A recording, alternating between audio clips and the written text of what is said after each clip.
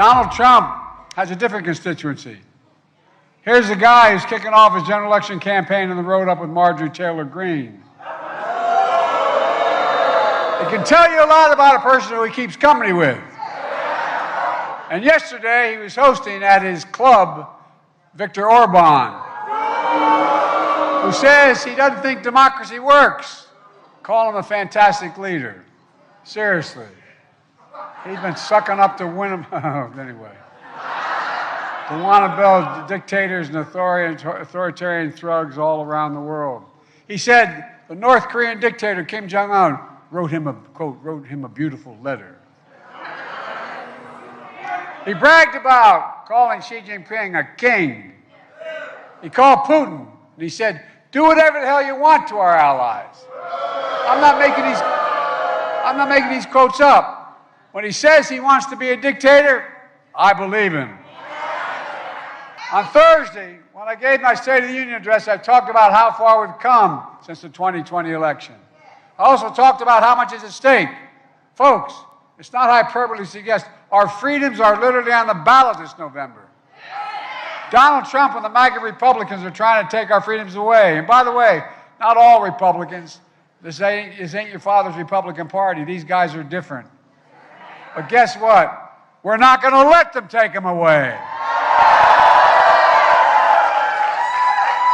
Thursday night marked 59 years since hundreds of foot soldiers for justice in Selma, Alabama, marched across the Edmund Pettus Bridge, named after the Grand Dragon, the Ku Klux Klan, to claim their fundamental right to vote.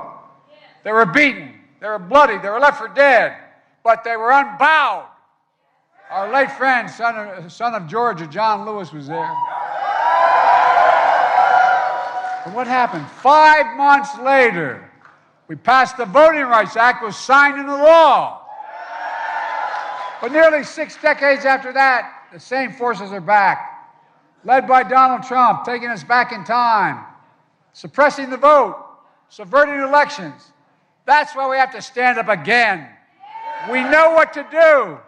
And my message to Georgia voters and to voters all across this country is send me a Congress that will pass the Freedom to Vote Act and the John Lewis Voting Rights Act. The same forces that want to deny the right to vote try to deny other core values of American diversity as well, banning books, erasing history, instead of celebrating the contribution of immigrants to our country, to our economy and our communities.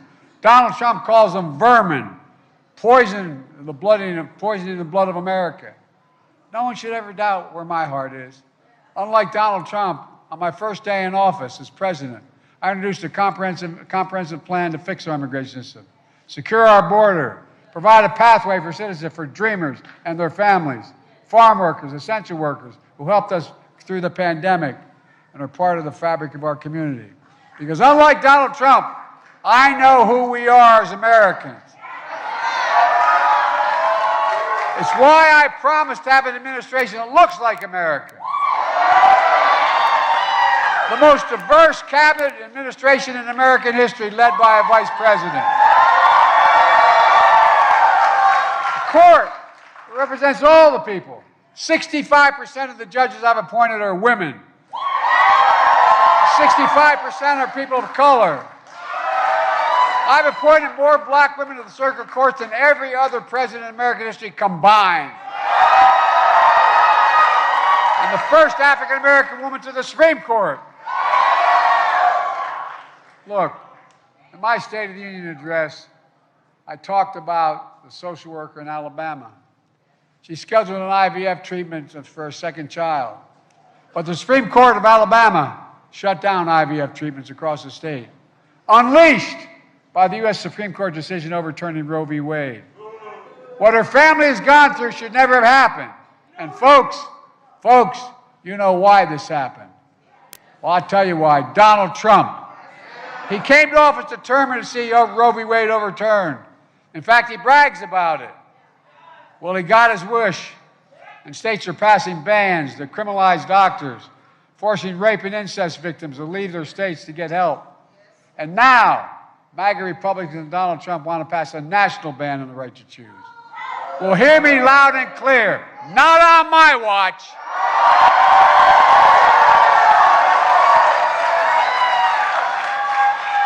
In its decision to overturn Roe v. Wade, the Supreme Court majority wrote, and I quote, "Women are not without electoral or political power." As I said in the State of the Union, they ain't seen nothing yet. But they're about to see. They're about to see it, just like we saw it on the ballot in 2022 and 2023. And they'll find out again in 2024. I'm deadly earnest about this. Look, I want to thank Vice President Harris for leading the way in this issue and so many others. In Georgia, I have a message for you. Send me a Congress that supports the right to choose, and I promise you, I will restore Roe v. Wade as the law of the land again.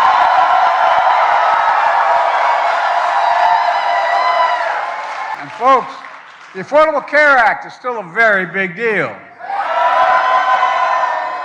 It used to be called Obamacare. Over 100 million Americans can no longer be denied health insurance because of a pre-existing condition, because of that law.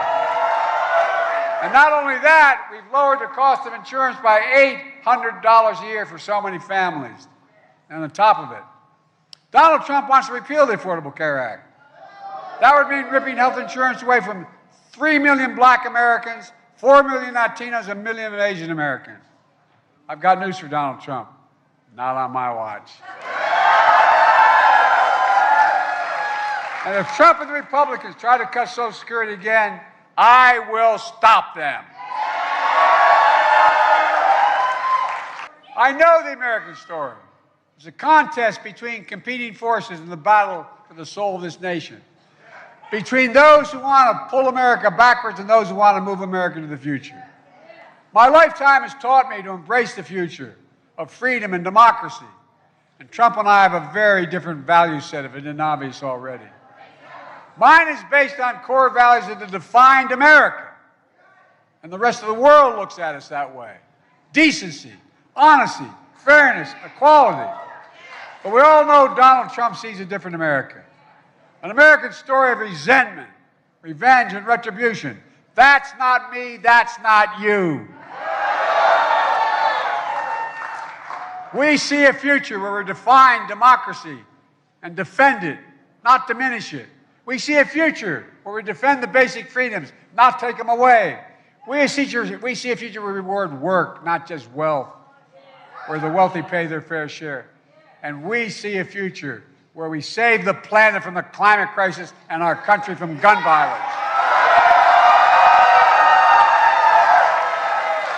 Regulate guns, not women.